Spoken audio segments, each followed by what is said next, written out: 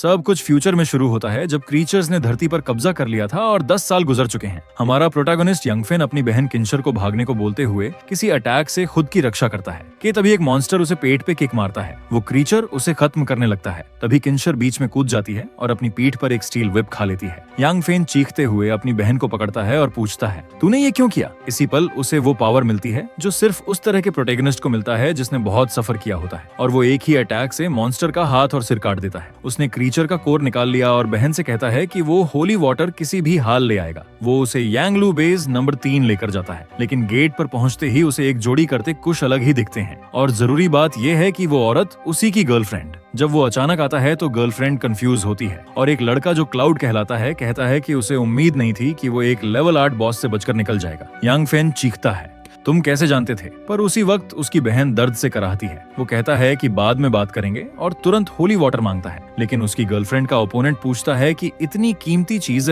उसे ही क्यों देनी चाहिए। यंगफेन ट्रेड का प्रस्ताव देता है, वो अपना रिंग दे देगा। वो कहता है कि इसके साथ वो कुछ भी खरीद सकता है। आदमी मुस्कुराता है और बोलता है कि अगर वो उसे ही मार दे तो वो बिना पैसे दिए ही रिंग ले जाएगा। उसने कहा कि सिर्फ इसलिए फेंग उसकी प्यारी बहन को मरने देगा। यंगफेन को ये बिल्कुल पसंद नहीं आता। वो बहन को दीवार से टिकाकर क्लाउड पर वार करता है, पर वो बस डॉज करके पीछे हट जाता है। फिर वो यंगफेन के सीने में एनर्जी भेजता है और पूछता है क्या वो इतना थका हुआ रहकर भी जीत सकता है। वो रिंग छूने के लिए अपनी उंगलियां बढ़ाता है, लेकिन यंगफेन कहता है कि ये सिर्फ उसके ड्रीम्स में होगा, और उसी वक्त वह रिंग निगल लेता है। आदमी मुस्कुराता है और कहता है अब उसे जबरदस्ती ही निकालनी पड़ेगी, चाहे उसे उसको आधा काटना ही पड़े। फिर कुछ होता है, रिंग एक्टिवेट हो जाता है और उसका शरीर चकाचौंध लाइट से भर जाता है। टाइम रिवाइंड होता है और लड़का जागता है। घड़ी देखते ही उसे पता चलता है कि सब कुछ शुरू होने से पहले उसके पास 3 घंटे हैं। वो अपना चेहरा छुटकाता है और सोचता है क्या वो रीइंकार्नेट हुआ है या ये कोई ड्रीम है। क्लाउड वास्तव में उसकी गर्लफ्रेंड का नाम था और ये आदमी सिस्टम से पहले ही चाल चल रहा था। अब वो सोचता है कि क्या उसे एंगर में जाकर उसे अभी मार देना चाहिए। बिट्रेयल की वजह से कम उसे अपना फ्यूचर बदलने का मौका मिल गया है। इस जीवन में वो कसम खाता है कि वो अपनी फैमिली और क्लोज फ्रेंड्स की रक्षा करेगा और जिन लोगों ने उसके साथ गलत किया उन्हें आसानी से नहीं छोड़ेगा। अचानक कोई दरवाजा जोर से किक करके खोल देता है। अंदर आते ही लड़के क्लाउड से पूछते हैं इतनी हिम्मत कैसे हुई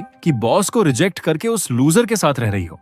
वो कहते हैं कि अब वो उसकी टांगें तोड़ देंगे। क्लाउड डरने का नाटक करती है, लेकिन यंगफेन समझ जाता है कि ये सब एक्ट है। जैसे ही लड़का उसे मारने आता है वो आसानी से बच जाता है, फिर उसकी गर्दन पकड़कर सीधा दीवार से टकरा देता है। मोटा लड़का हैरान रह जाता है और क्लाउड को समझ ही नहीं आता कि ये अचानक इतना स्ट्रॉन्ग कैसे हो गया। यंगफेन उसकी तरफ देखता है और कहता है अब तेरी बारी है ठोड़ी पे वार खाने की। इसके बाद वो कमरे से बाहर निकलने लगता है। क्लाउड कहती है कि वो ऐसे ही कैसे जा सकता है, आखिर पिछली रात उन्होंने सब कुछ किया था। लेकिन अब वो ठंडा और कैलकुलेशन से भरा हुआ बोलता है, अच्छा है मेरे सामने मत आना वरना मर जाओगी। वो अपना कोट उठाता है और बाहर चला जाता है। इधर क्लाउड सोचती है कि इस कमीने में इतनी हिम्मत कैसे आ गई कि उसे तोड़कर अगली सुबह गायब हो गया। बाहर निकलते ही यंगफेन नोटिस करता है कि अंधेरा क्यों बढ़ गया है और उसे काले सीड्स दिखाई देते हैं। उसे पता चलता है कि ये एक प्रेमोनिशन है और इरप्शन शुरू होने वाला है। वो तुरंत अपनी बहन को कॉल करता है जो उसकी पिछली जिंदगी में पीठ पर छुरा घोंपने से मर गई थी, लेकिन अब वो बिल्कुल ठीक और स्वस्थ है। वो फोन उठाती है और मजाक में पूछती है, भाई क्या तू अपनी छोटी बहन को मिस कर रहा है? लेकिन यंगफेन सीरियस होकर कहता है, तुरंत सारे पर्दे बंद कर दो और चाहे कोई भी डोरबेल बजाए, जब तक मैं ना आऊं दरवाजा मत खोलना। वो थोड़ी कंफ्यूज्ड होकर कहती है कि वो तो हॉस्टल डॉर्मेट्री में है जो ऑलरेडी सिक्योर है, लेकिन जैसे ही खिड़की की तरफ जाती है देखती है कि लोग एक दूसरे पर अटैक करने लगे हैं। यंगफेन उसकी तरफ चिल्लाता है, लेकिन कॉल कट जाता है। फिर भी वो थोड़ा राहत महसूस करता है क्योंकि पिछली जिंदगी में भी वो इस दिन तक सरवाइव कर पाई थी। तभी उसे पता चलता है कि अगर उसकी रिंग चमक रही है तो पास में कोई समनर मौजूद है। जैसे जैसे एनर्जी तेज होती है वो एक विमेंस रेस्ट रूम के पास पहुंचता है। अंदर जाता है और देखता है कि एक लड़की क्राउच होकर बैठी है, लेकिन वो पहले से ही ज़ॉम्बी बन चुकी है। वो उसकी तरफ दौड़ती है। यंगफेन मन ही मन सोचता है कि अफसोस इतने अच्छे बॉडी वाली लड़की का ज़ॉम्बी बन जाना वेस्ट है, लेकिन बिना हिचके वो उस पर एक्स चला देता है। फौरन उसका क्रिस्टल उठा लेता है क्योंकि उसे जल्दी इवॉल्व होना है। इसी पल एक अजीब आदमी क्लोक पहनकर सामने आता है। ये लोग मर्चेंट्स होते हैं और पिछली जिंदगी में उसे पहला मर्चेंट ढूंढने में 3 महीने लगे थे। ये लोग आइटम्स बेचते हैं और उनकी रैंक क्लोक के रंग पर डिपेंड करती है। वो क्रिस्टल जो उसने लड़की से लिया था उसे आइटम्स में एक्सचेंज किया जा सकता है। शॉप में बिल्कुल पिछली जिंदगी की तरह उसे फिर डिस्काउंट मिलता है क्योंकि उसके पास वो रिंग है। अब वो डिसाइड करता है कि वीकली फंक्शन अभी भी काम करता है या नहीं, उसे चेक करे। गोल्डन हैमर का शैडो अचानक सामने आता है। यंगफेन तुरंत समझ जाता है कि ये एक एपिक आइटम है, लेकिन अफसोस शॉप डिसॉल्व हो जाती है। उसके उसके पास अभी इतने स्टोन्स नहीं हैं कि वो इसे खरीद सके। तभी उसे एक दरवाजे के पीछे से चीख सुनाई देती है। पास जाकर देखता है कि एक ज़ॉम्बी दो लड़कियों की तरफ बढ़ रहा है। लाल बालों वाली लड़की अपनी दोस्त से कहती है, जल्दी नाइफ दे। जैसे ही वो ज़ॉम्बी से कुछ बोलने की कोशिश करती है, हमारा लड़का वहां पहुंच जाता है और उसे काट गिराता है। लड़कियां डर जाती हैं। वो समझाता है कि वो औरत पहले ही ज़ॉम्बी बन चुकी थी क्योंकि उसे काटा जा चुका था। लाल बालों वाली खुद को यूं बताती है और उसकी दोस्त का नाम मुमू है। यंगफन सोच में पड़ जाता है, क्या कोइंसिडेंस है? मुमू तो फ्यूचर में एक मशहूर बायोमेडिकल साइंटिस्ट बनती है और ये रेड हेड यू बड़ी बेसिस में से एक का ट्रम्प कार्ड बन जाती है। अचानक पीछे से एक मॉन्स्टर आता है, लेकिन यू उसकी शोल्डर पर कुछ फेंक देती है। क्रीचर फिर खड़ा हो जाता है। यांगफिन समझाता है, अगर सिर नहीं काटोगे तो ये मरेगा नहीं, और वो एक जोरदार स्विंग मारकर उसका क्रिस्टल निकाल लेता है। यू मन ही मन सोचती है कि ये लड़का बेहद स्ट्रांग है, लेकिन शायद थोड़ा परवर्ट भी, क्योंकि ये हमेशा बॉडीज के पास जाता है। लेकिन असल में हमारा लड़का सिर्फ इस बात पर ध्यान दे रहा है कि इन दोनों में कितना पोटेंशियल है। बेज 3 जहां वो रहते थे उसे इंडिस्ट्रक्टिबल माना जाता था। अचानक यू उसकी सोच तोड़ते हुए कहती है, क्या तुम इसे ढूंढ रहे हो? वो देखता है कि यू के पास भी एक क्रिस्टल है। पूछता है, कहां से मिला? उसकी दोस्त हंसते हुए मोमो की तरफ इशारा करती है और कहती है, ये बॉडीज के साथ छेड़छाड़ कर रही थी। बेचारी मोमो घबराकर समझाने लगती है, नहीं, मैं बस स्टडी कर रही थी, ये वैसा नहीं है जैसा तुम सोच रहे हो। तभी यू बोलती है, अच्छा होगा अगर तुम हमारे ग्रुप में ज्वाइन कर लो। मोमो भी मान जाती है और यांगफेन को भी इंटरेस्ट होता है क्योंकि इससे उसका बदला लेना आसान हो जाएगा। वो अग्री कर लेता है। लड़कियां हंसकर कहती हैं, अब इतना घूरना बंद करो और बाहर जाओ, हमें चेंज करना है। थोड़ी देर बाद दोनों बाहर आती हैं। यू तो पहले से अपोकलिप्स के लिए तैयार थी, उसके पास सारा गियर रेडी था। वो प्लान करती हैं कि किसी सेफ जगह चलना चाहिए, लेकिन यंगफेन कहता है, क्रीचर्स हर जगह हैं और वो इवॉल्व भी कर रहे हैं। ये सुनकर यू चौंक जाती है और पूछती है, क्या हम भी इवॉल्व हो सकते हैं? कुछ देर बाद यंगफेन अपना परिचय देता है और अपनी 3 कंडीशंस बताता है। उसकी हर ऑर्डर माननी होगी, सारे क्रिस्टल्स उसे देने होंगे और ट्रेटर्स की सजा मौत होगी। उसकी सोच है कि अपोकलिप्स में वो लड़कियों से भी काम करवाएगा। लड़कियां आपस में फुसफुसाती हैं। ये लड़का बहुत कॉम्पिटेंट लगता है और कंडीशंस मान लेती हैं। फिर सब स्कूल नंबर 1 की तरफ बढ़ते हैं, लेकिन वो पूरा ज़ॉम्बी से भरा हुआ है। यू घबराकर पूछती है, हम आखिर जा कहां रहे हैं? यांगफेन कहता है, बस मेरे पीछे आओ और क्रिस्टल्स कलेक्ट करो। फिर वो सीधे ज़ॉम्बीज की तरफ बढ़ जाता है। बाकियों को लगता है ये बहुत रिस्की है, लेकिन वो एक्स उठाता है और पहले वाले को आधा काट देता है, जिससे एक क्रिस्टल गिरता है। आर्टिस्ट थोड़ा ओवर कर गया क्योंकि वो पैनल जरूरी नहीं था। लड़की बोलती है, लगता है इसमें विटामिन और खनिज जमा हो गए होंगे, तभी ये लोग ज़ॉम्बीज बने। यू सोचता है, क्या हम भी इसे खाकर ज़ॉम्बीज बन जाएंगे? लेकिन अगर ऐसा है तो यंगफन इतने सारे क्यों कलेक्ट कर रहा है? तभी पीछे से एक ज़ॉम्बी आ जाती है, मगर तभी एक कार आकर उसे कुचल देती है। एक लड़का कहता है कि हालात कैसे भी हों, उसने योंग्यू को फिर से ढूंढ लिया। उसका नाम मुटियान है और वो उस लड़की का पागल फैन है। दोनों सोचते हैं, ये बेकार इंसान यहाँ क्यों है? इस बीच यंगफन ज़ॉम्बीज मार रहा है और सोच रहा है, ये लोग इतने डिस्ट्रैक्ट क्यों हैं? यू बोलती है, ये लड़कियां तो डिज्नीलैंड में घूम रही हैं और वो लड़का तो स्कूल का प्रिंस लग रहा है। तभी मुटियन उससे बात करने लगता है, कहता है, तू मेरा बॉडीगार्ड बन सकता है। ये सुनकर यंगफेन को फ्यूचर याद आता है, जहां उसके पास ना पैसे होंगे, ना खाना, ना वेपन्स। इसी वक्त मोमो पे 2 ज़ॉम्बीज हमला करते हैं। यंगफेन बात इग्नोर करके दोनों को मार देता है और कहता है, तुमने बहुत अटेंशन अट्रैक्ट कर लिया। दूर से मुचियन उसे आवाज देता है, पर हमारा बंदा तो भाग चुका होता है। वो लड़का गुस्से में आ जाता है क्योंकि अब तो ज़ॉम्बीज भी उसके पीछे भाग रहे हैं और अब ट्रियो चारों तरफ से घिर चुका है। यंगफेन को सबसे डरावना ये लगता है कि पास ही एक सेकंड टियर फ्लावर है, यानी इवॉल्व्ड क्रिएचर। मोमो पूछती है, क्या प्लांट्स भी ज़ॉम्बीज बन रहे हैं? तभी उस फ्लावर का पॉलन ज़ॉम्बीज पर गिरने लगता है। यंगफेन वार्न करता है कि ये उसका तरीका है कंट्रोल लेने का। वो रास्ता साफ करते हुए कहता है, मेरे पीछे आओ। मोमो पे हमला होने ही वाला था कि यू उस मॉन्स्टर को किक मारती है। हमारा बंदा इम्प्रेस्ड हो जाता है कि वो बिना वेपन के लड़ रही है। फिर वही लड़का कार लेकर आता है और यू से कहता है, डर मत, मैं बचा लूंगा, और सीधा ज़ॉम्बीज को कुचलते हुए डोर तक पहुंचता है। यंगफेन कहता है, सब अंदर आओ, लेकिन जैसे ही वो अंदर आता है दरवाजा बंद कर देता है। यू चिल्लाती है, खोलो, लेकिन वो कहता है, तुम तभी अंदर आ सकती हो जब मेरी गर्लफ्रेंड बनोगी। यू कहती है, तुम बहुत घटिया हो, लेकिन वो बोलता है, तुम गलत हो कि मुझे डिनाई करके इस पूरे बंदे के साथ हो। तभी सब यंगफेन की तरफ देखते हैं और पूछते हैं, अब हम कहां जा रहे हैं? वो सबको कहता है, पीछे कैफेटेरिया की तरफ भागो। सब पीछे रिट्रीट करना शुरू करते हैं, जबकि यंगफेन सोचता है उसे इस फ्लावर से निपटना ही पड़ेगा, वरना ज़ॉम्बीज की गिनती कम नहीं होगी। क्रीचर्स को चीरते हुए वो सोचता है, ये पहले ही रैंक 2 कैसे हो गया? आखिरकार मौका मिलता है और वो एक्स से फ्लावर पर वार करता है, लेकिन प्रॉब्लम ये है कि प्लांट लोहे जैसा सख्त है। उसे शक होता है शायद पास्ट में वापसी की वजह से चीजें बदल गई हैं। फिर प्लांट एक और पॉलन ब्लास्ट छोड़ता है और ज़ॉम्बीज उसे घेर लेते हैं। यांगफेन एक को पैर में मार देता है लेकिन पीछे से दूसरा आ जाता है। तभी किसी ने उस मॉन्स्टर के माथे पर छोटा सा नाइफ फेंका। वो पूछता है, तुम यहाँ क्यों आए? लड़कियां बोलती हैं, हम तुम्हें ऐसे मरने के लिए छोड़ नहीं सकते। फिर वो यू के हाथ पर स्क्रैच देखता है और पूछता है, हर्ट हो क्या? यू कहती है, इग्नोर करो और पहले प्लांट को खत्म करो। मोमो बताती है कि वो गैस सिलेंडर से क्रीचर को आग लगाना चाहती है। यू आगे बढ़कर ज़ॉम्बीज रोकती है और यांगफेन सिलेंडर उठाकर प्लांट पर फेंक देता है और आग लगा देता है। मॉन्स्टर जल उठता है और वो शुक्र मनाता है कि ये बस रैंक 2 क्रीचर था, लेकिन तभी वो डेथ पॉलन छोड़ता है। यांगफेन वार्न करता है कि इससे तुम लोग सो जाओगे, सावधान रहो। थोड़ी देर बाद कोई ज़ॉम्बीज के बीच यू को ढूंढते हुए आता है। वो मुटियान है। वो सोचता है ये सब कैसे हरा दिया। वो प्लांट के पास जाता है और जमीन पर कुछ देखता है। जैसे ही वो पेटल छूता है, मिट्टी से कुछ निकलकर उसे चीर देता है और वो खून थूक देता है। इसी बीच यू कहती है, उसे चक्कर आ रहे हैं। यांगफेन समझता है कि वो इन्फेक्ट हो गई है। यू कहती है, मुझे मार दो, लेकिन यांगफेन उसे कंधे पर उठा लेता है और कहता है, रिलैक्स करो, अगर तुम ज़ॉम्बी बनी तो मैं बिना हेस्टेशन के मार दूंगा। यही कहते हैं लोगों को कैल्म करने का प्रोफेशनल तरीका। उसे हल्का स्क्वीज करते हुए कहता है, हमें विमेंस रेस्टरूम तक जाना होगा। फिर वो भागता है और मोमो को कहता है, मेरे पीछे आओ। वो जगह पहुंचकर वेंडर से मिलता है। यांगफेन कहता है, मोमो सारे क्रिस्टल्स दे दो। दोनों कंफ्यूज हो जाते हैं कि वो किसी अजनबी को क्रिस्टल्स क्यों दे रहा है। अचानक वो ट्रेड एक्टिवेट करता है और उनकी आंखों के सामने गायब हो जाता है। दोनों हैरान रह जाते हैं कि क्या उसने उन्हें छोड़ दिया। इस बीच हमारा बंदा देखता है कि प्यूरिफिकेशन वाटर की कीमत पहले से 4 कॉइन्स हो चुकी है। कैपिटलिज्म की ग्रीड, खासकर यू के लिए। लकी बंदे के पास रिंग है जिससे वो सस्ता खरीद सकता है। बस वही दुनिया का सबसे पुराना प्रोफेशन। सब कुछ खरीदने के बाद उसने 40 क्रिस्टल्स खर्च किए, लेकिन अब भी 60 बचे हैं। आइटम लेते वक्त वो सोचता है कि इस बार की जिंदगी में वो किसी का स्लेव नहीं बनेगा और किसी को भी उसके पसंदीदा लोगों को छूने का हक नहीं होगा। वो आइटम एक बॉटल में डालता है और सोचता है कि फिलहाल इसे सीक्रेट ही रखना बेहतर है। ट्रांजैक्शन खत्म होते ही वो पूछता है, लड़की कैसी है? लड़की ऑलमोस्ट बेहोश पड़ी है और मोमो बताती है कि वो मरने वाली है। फिर हमारा बंदा एक बड़ा गल्प लेता है और हाँ, तुम सही समझे, वो strongest muscle of the body use करने वाला है उसे हील करने के लिए। उसकी फ्रेंड डर जाती है, लेकिन उसी वक्त यू के हाथ का जख्म हील होना शुरू हो जाता है। जैसे ही यू उठती है, वो गुस्से में हमारे बंदे पर गोली चला देती है, सोचकर कि शायद वो समझता है ऐसे किसी को भी बचाया जा सकता है। वो समझाने की कोशिश करता है कि ये ही एक तरीका था। तभी उसकी फ्रेंड खुद गिरकर रोते रोते थैंक करती है कि उसने उसे मरने नहीं दिया। यू सोचती है कि ये सब उस हुडेड गाय से जुड़ा हुआ है। हमारा बंदा कहता है, तुम स्मार्ट हो। फिर बताता है कि उसके पास रहने से ही ट्रेडिंग एरिया में एंट्री मिलती है, लेकिन अब जल्दी करना होगा, टाइम वेस्ट नहीं कर सकते। बाहर निकलकर वो एडवाइस करता है कि गिरे हुए ज़ॉम्बीज से क्रिस्टल्स इकट्ठा कर लो। तभी एक ज़ॉम्बी उनके पास आता है। यांगफेन नोटिस करता है कि वो मुखियान है। उसी वक्त Tokyo Ghoul style attack you पर होता है, लेकिन हमारा हीरो फिर से उसे बचा लेता है। मोमो ऑलमोस्ट गिर जाती है और यांगफेन वार्न करता है कि प्लांट की एक डिस्टेंस लिमिट है। दोनों डर जाते हैं। यू इमोबिलाइज हो जाती है और डरती है। शुक्र है कि यांगफेन टाइम पर उसे काट देता है, वरना सीन क्रैश हो जाता। वो उन्हें सावधान रहने को कहता है और यू माफी मांगती है कि वो स्लो है। फिर प्लांट टॉक्सिन अटैक करता है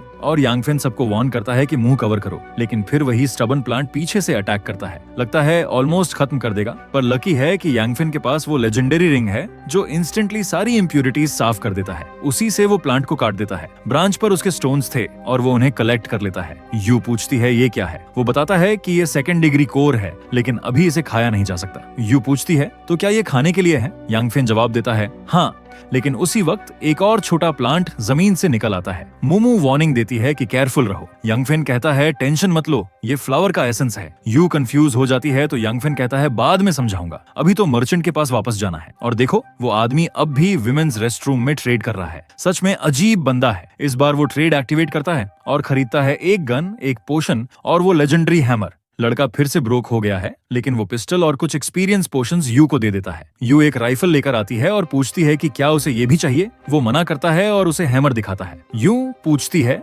ये क्या है? तो वो आइटम एक्टिवेट करता है। उसके नीचे एक मैजिक सर्कल प्रकट होता है और वो कहता है कि इस नए प्रोफेशन और रिंग के साथ उसे मारना मुश्किल होगा। यू कहती है कि उसमें ज्यादा फर्क नहीं आया, लेकिन वो इग्नोर करके हैमर पकड़ता है और सोचता है इस प्रोफेशन के साथ तो स्काइज द लिमिट। वो ट्रांसफॉर्मेशन यूज करके एक्स को लिक्विड में बदल देता है और अगले ही पल वो एक सोर्ड बन जाती है। वो बताता है कि एक फौजर किसी भी हथियार को बना सकता है और उसमें एसेंस डाल सकता है। जैसे ही वो प्लांट वाला एसेंस डालता है, ब्लेड से नीली ऑरा निकलती है।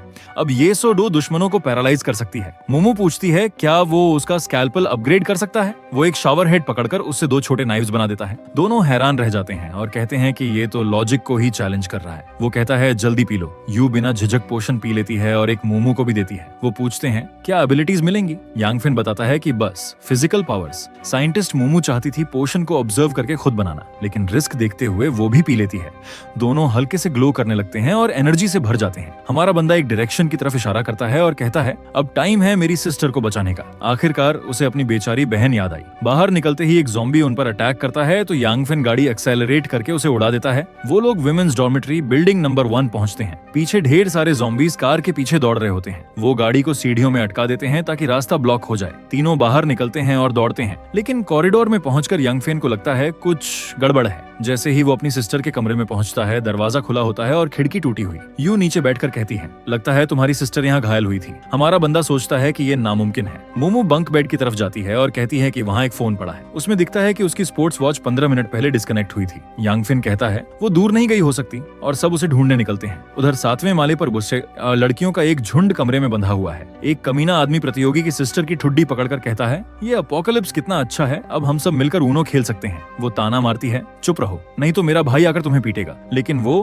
हंसते हुए कहता है चुप रहो। जब वो चीखती है तो वो कहता है यही तो मजा है। वो सोचती है कि उसे अपने भाई की बात माननी चाहिए थी और किसी के लिए दरवाजा नहीं खोलना चाहिए था। तभी बाम कोई जोर से किक मारकर दरवाजा खोल देता है। जैसे ही वो देखती है कि उसका भाई आया है, उसकी खुशी का ठिकाना नहीं रहता। लेकिन हमारा बॉय तो यूनो खेलने नहीं आया था। बोलने से पहले ही उसके सीने पर एक स्लैश लगता है। आसपास के लोग कहने लगते हैं कि अकेले आना पागलपन है, मगर यंगफेन सबको इग्नोर करके बस अपनी सिस्टर को कहता है कि टेंशन मत लो। वो एक और फोटोशॉप कट मारता है और ऊपर से एक और लड़का कूद कर आता है, लेकिन उसके माथे पर बस हल्की सी पोक लगती है। यू आखिरी वाले को खत्म कर देती है। कुछ ही सेकंड्स में वहाँ सिर्फ एक फूल बचता है। वो जमीन पर गिरकर मिन्नत करने लगता है कि उसे माफ कर दो, मत मारो। यू कहती है कि उसे किसी को मारकर बुरा लग रहा है, मगर यंगफेन कहता है चिंता मत करो, ये लोग डिजर्व करते थे। फिर वो अपनी सिस्टर को छुड़ाता है और वो डर के मारे उसे हग कर लेती है। बाकी गर्ल्स भी थैंक यू बोलती हैं और कहती हैं कि अब उनकी सेफ्टी उस पर डिपेंड करती है, लेकिन लड़का ठंडा जवाब देता है रिजेक्ट्स बोथ ऑफ देम। वो इशारा करके कहता है कि इस दुनिया के एंड में वो किसी ट्रैश का ख्याल नहीं रखेगा। अगर वो खुद डिफेंड नहीं कर पाई तो इनकी हालत भी जमीन पर पड़े इन दोनों जैसी हो जाएगी। इसी बीच मोमो ऊपर पहुंच जाती है और यांग कहता है कि उसकी सिस्टर मिल गई, अब चलना है। बेचारी बाकी लड़कियां बस जलन से देखती रह जाती हैं कि हमारा बॉय सिर्फ उन तीनों को प्रोटेक्ट करेगा। दूसरी मंजिल पर आते ही देखते हैं कि गाड़ी ज़ॉम्बीज़ से घिरी हुई है। हमारा बॉय कहता है कि पहले वो हैंडल करता है। वो कूदकर एक को घुटने से मारता है और दूसरे को स्लैशिंग करके गिरा देता है। फिर ऊपर देखता है और कहता है अब नीचे आओ, सब क्लियर है। अगले सीन में वो लोग किसी और जगह की तरफ बढ़ते हैं। उसकी सिस्टर कहती है कि उसे बहुत भूख लगी है। यांग कहता है ठीक है, सुपरमार्केट रुकते हैं। यू कहती है रिस्की है, लेकिन मोमो बोलती है कि सर्वाइव करने के लिए जितना ज्यादा सामान इकट्ठा करेंगे उतना बेहतर होगा। वो एक्सेलरेट करती है और गाड़ी रोक देती है। यांग कहता है कि गार्ड को वो संभालेगा। एक स्लैश मारकर दरवाजा खोलता है और सब अंदर आ जाते हैं। यू को अजीब लगता है कि अंदर कोई नहीं है। मोमो भी अग्री करती है। सारे ज़ॉम्बीज़ तो विंडोज पर हैं, लेकिन अंदर कोई नहीं। तभी किंग्स रोर इशारा करता है कि एक जगह पर खून है। मोमो वॉर्न करती है ये ह्यूमन ब्लड है, सावधान रहना। हमारा प्रोटैगनिस्ट कहता है कि तुम लोग सप्लाईज कलेक्ट करो, ये मैं संभाल लूंगा। जैसे ही वो ग्लास के पास पहुंचता है, उसे खून से सना हुआ मांस दिखाई देता है। शायद किसी ने पहले ज़ॉम्बी साफ कर दिए और फिर उन्हें अट्रैक्ट किया ताकि वो बाहर रुके रहें। यू को 2 बैकपैक्स फुल ऑफ सप्लाईज मिलते हैं। एनफ्रा को पता है कि भले ही रिंग कुछ आइटम स्टोर कर सकती है, लेकिन उसे और तरीकों की जरूरत पड़ेगी स्टॉक भरने के लिए। तभी उसे कुछ अजीब महसूस होता है। दूसरी मंजिल पर कोई कैमरा से देख रहा होता है और पूछता है क्या ये मेरा एक्स बॉयफ्रेंड है। उसके पास खड़ी है क्लाउडिया बन्नी ड्रेस में। वो कहती है वो कभी मेरा बॉयफ्रेंड था ही नहीं, सुबह जो हुआ वो बस मजाक था। लेकिन सामने वाला लड़का बताता है कि ये पागलपन शुरू होते ही वो अचानक बहुत स्ट्रांग हो गया। वो क्लॉडिया का चेहरा पकड़कर पूछता है तू झूठ बोल रही है। क्लॉडिया कहती है नहीं। तब वो धमकी देता है कि आज रात उसे टॉर्चर मिलेगा। क्लॉडिया कैमरा की तरफ देखती है और गुस्से से प्रोटैगनिस्ट को कोसती है। वो कहती है उस बास्टर्ड ने नई गर्लफ्रेंड बना ली और मुझे इस परवर्ट के साथ छोड़ दिया। वांग कैमरा पर यू को देखता है और कहता है बुरी नहीं है। क्लॉडिया जो बेवकूफ नहीं है सजेस्ट करती है तीनों गर्ल्स हों तो अच्छा रहेगा। असल में उसका प्लान बस खुद को बचाने का है। मार्केट के गार्ड्स बोलते हैं कि इन्हें संभालना होगा क्योंकि सप्लाईज उनकी हैं। गैंगफेन को कैमरा दिखता है और सबको बोलता है आराम करो, उसे कुछ चीजें इकट्ठा करनी है। वो यू के पास जाकर विस्पर करता है हम पर नजर रखी जा रही है, सावधान रहना। फिर धीरे से उसे एक प्लान समझाता है। थोड़ी देर बाद वो सामान के बीच घूम रहा है, सोच रहा है फ्यूचर में ये आइटम्स बहुत महंगे होंगे, इसलिए ज्यादा स्टोर करना पड़ेगा। प्रॉब्लम ये है कि अभी उसकी रिंग में बस 10 स्क्वायर मीटर्स का ही स्पेस है। वो जमीन से एक बोतल उठाता है और कैमरा पर फेंकता है। बिना किसी को दिखाए ढेर सारा सामान रिंग के अंदर खींच लेता है। तभी अचानक एक नाइफ उड़ती हुई आती है और कोई चिल्लाता है चोरी करना बंद कर। हमारा बॉय आसानी से डोड कर लेता है और पूछता है कौन सी चोरी। पीछे मुड़कर यू पहचान जाती है ये वांग वेलोंग है, वही बास्टर्ड जिसने अपोकलिप्स से पहले उसकी जिंदगी खराब कर रखी थी। वांग अपने दोस्तों से कहता है इसकी टांगे तोड़ दो, लेकिन हमारा बॉय एक एक करके सबको एल्बो से चिन पर मारता है और दोनों बेहोश हो जाते हैं। बाकी गार्ड्स हैरान रह जाते हैं कि ये यंग लड़का इतना स्ट्रॉन्ग कैसे है। वांग गुस्से में कहता है मैंने ऑलरेडी लोगों को भेजा है गर्ल्स को पकड़ने के लिए, अगर तू रेजिस्ट करेगा तो वो मरेंगे। तभी पीछे से आवाज आती है क्या बकवास कर रहा है, वो यू थी जिसने उसकी भेजी हुई सारी ट्रैश को खत्म कर दिया। वांग शॉक में रह जाता है कि यू ने उसके दोस्तों को गिरा दिया। वो घुटनों पर गिरकर यांग से कहता है मुझे मजबूर किया था ज़ोयुन ने, लेकिन उसी वक्त वो अपनी बैग से बटन निकालकर अटैक करने की कोशिश करता है। जैसे ही बटन यांग के हाथ से टच करता है उसकी रिफॉर्जिंग एबिलिटी एक्टिवेट हो जाती है। वो बटन ट्रांसफॉर्म होकर ब्लेड बन जाती है। वांग जमीन पर लौटते हुए डर से पूछता है ये कैसी मैजिक है, और उसी पल बाकी वर्कर डर कर भाग जाते हैं। यू उस एबिलिटी से बहुत इम्प्रेस्ड हो जाती है। हमारा बॉय पूछता है तू सच में मुझे मारना चाहता था? वो डरपोक लड़का माफी मांगता है और कहता है नहीं, वो दूसरे वाले का आइडिया था। लेकिन हमारा बॉय ठंडे अंदाज में कहता है ठीक है जाने देता हूँ, सीधा हेल में, और बेचारा वहीं ढेर हो जाता है। यू सोचती है कब मेरे पास भी ऐसी मैजिक आएगी। भागे हुए गार्ड्स कॉर्नर में पड़े हुए लिटरली बेग कर रहे हैं। यू कहती है ये तो बस ऑर्डर्स फॉलो कर रहे थे, इन्हें छोड़ सकते हैं। हमारा बॉय कहता है ठीक है निकलो यहाँ से। और मजेदार बात, वो लोग सच में लिटरली लुढ़क लुढ़क कर बाहर चले जाते हैं। तभी क्लाउड, अब नाम है शाओयुन होंग, दूसरी रूम में भागती है और कहती है मैं तुझे अपने साथ ले जाऊंगी, चाहे मर ही क्यों ना जाऊं। वो मोशन सेंसर्स एक्टिवेट करती है और दरवाजे खुल जाते हैं। हमारा बॉय तुरंत समझ जाता है कि ये उसी की चाल थी। वो यू से कहता है ऊपर जाकर सेंसर्स बंद करो, मैं ज़ॉम्बीज रोकता हूँ। उसकी बहन और मुमू भागते हुए आती है और हमारा बॉय आगे कूद जाता है। बेचारी बहन कांपते हुए किंग्सवर को बचाने की कोशिश करती है, कहती है तुझे चिंता करने की जरूरत नहीं। यू कंट्रोल रूम की तरफ जाती है। जैसे ही वो डोर खोलने वाली होती है शाओयुन बैटन से अटैक करती है। यू डॉज करके उसे पकड़ लेती है और चोक होल्ड में डाल देती है। कुछ देर बाद वो बंधा हुआ जमीन पर पड़ा होता है। यू गुस्से से उसे गालियां देती है, लेकिन साथ ही सेंसर्स बंद करने लगती है। प्रॉब्लम ये है कि दरवाजे से लगातार ज़ॉम्बीज अंदर आ रहे हैं और वो बंद ही नहीं हो रहा। यांग फंग उसे बोलता है फिक्र मत करो, मैं अभी भी सब संभाल रहा हूँ। थोड़ी देर बाद सब नीचे आते हैं और चाओयुन नाटक शुरू करती है, मुझे यू मार रही है, बचाओ मुझे। यू कहती है ये क्या बकवास है, लेकिन शाओयुन सफाई देती है मैंने तो बस दरवाजा खोला था ताकि तुम बाकी लोगों से निपट सको। हमारा बॉय उसका चेहरा पकड़कर पूछता है तू सच में हेल्प करना चाहती है? वो भारी हथियार दिखाकर कहती है क्योंकि मैं तुझसे बहुत प्यार करती हूँ। हमारा बॉय ठंडे दिल से बोलता है ठीक है प्रूव कर अपना लव, और उसे बंधा हुआ बाहर फेंक देता है। वहीं ज़ॉम्बीज उसे काट लेते हैं। वो दर्द से तड़पती है और वहीं खत्म हो जाती है। किंग्सवेयर राहत की सांस लेता है कि आखिरकार वो मर गई। यू पूछती है क्या वो सच में तेरी एक्स थी? वो बस हाँ कहता है। यू सजेस्ट करती है आज यहीं रुक जाते हैं, वॉशरूम और रूम्स भी हैं आराम करने के लिए। सब नहाते हैं, चेंज करते हैं। मोमो लेवल एक पोशन पीने के बाद अब ग्लासेस की जरूरत भी नहीं पड़ती। लेकिन हमारा बॉय रुकता नहीं, वो पूरी रात मार्केट से सप्लाईज खींचता रहता है। अगली सुबह 3 नए लड़के गेट पर आते हैं। जैसे ही अंदर आते हैं देखते हैं कि मार्केट बिल्कुल खाली है।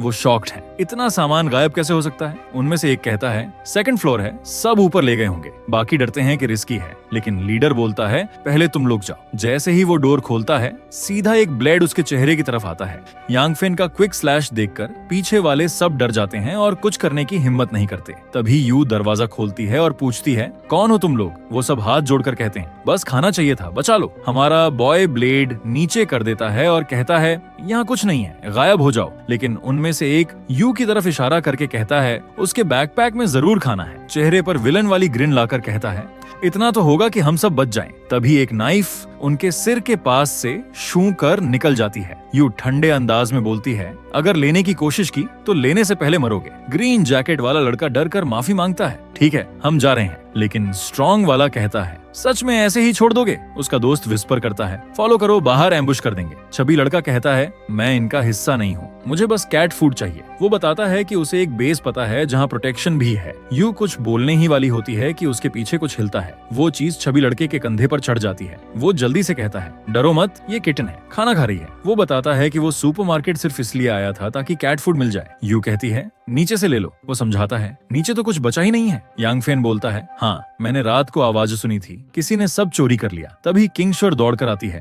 किटन कितनी क्यूट है, मुझे हग करना है। यांग फेन वॉर्न करता है ये क्रीचर म्यूटेट हो चुका है। छवि लड़का गुस्से में कहता है मत बोलो मेरी पेट को मॉन्स्टर। लेकिन किंगशोर जिद करती है और किटन को उठा लेती है। वो कहती है अब हम सिस्टर्स हैं, मैं अपना खाना भी शेयर करूंगी। थोड़ी देर बाद छवि लड़का पूछता है तुम लोग मेरे साथ मिलिट्री बेस नहीं चलोगे? हमारा ग्रुप मना कर देता है। किंगशर उदास होकर किटन को बाय बाय वेव करती है। उसी समय पहले वाले लड़के फिर वापस आते हैं। इस बार उनके साथ ज़ॉम्बी डॉग्स भी हैं।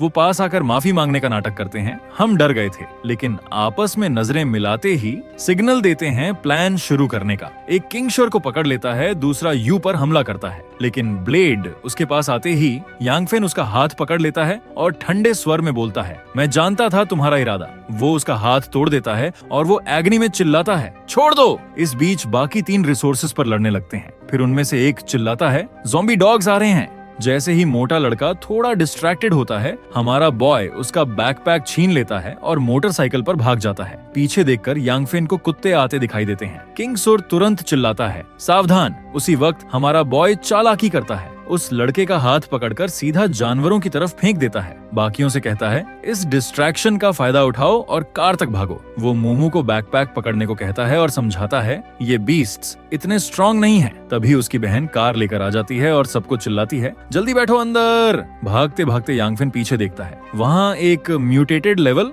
2 डॉग खड़ा है। वो कहता है, तुम लोग आगे बढ़ो। सब इंसिस्ट करते हैं कि वो कार में आ जाए, लेकिन वो ठंडे अंदाज में बोलता है, रास्ते में मत आना, और खुद उस डॉग का सामना करता है। कार के अंदर यू घबराकर कहती है, हमें वापस जाकर हेल्प करनी चाहिए, लेकिन मोमू कामली जवाब देती है, बेहतर होगा अगर हम यांगफेन पर ट्रस्ट करें। इधर हमारा गाय अटैक्स रोकते रोकते ऑलमोस्ट गिरने ही वाला होता है। डॉग उसे डिवोर करने ही वाला है, लेकिन उसके चेहरे पर पूरा कॉन्फिडेंस है। वो कहता है, अब तुझे एक लेसन सिखाना पड़ेगा। एक तेज स्विंग में ब्लेड साइड से घूमता है और डॉग का सिर उड़ा देता है। वो काल्मली उसका व्हाइट कोर कलेक्ट कर लेता है, लेकिन अब एक पूरी लीजन ऑफ डेविल डॉग्स उनकी तरफ दौड़ रही है।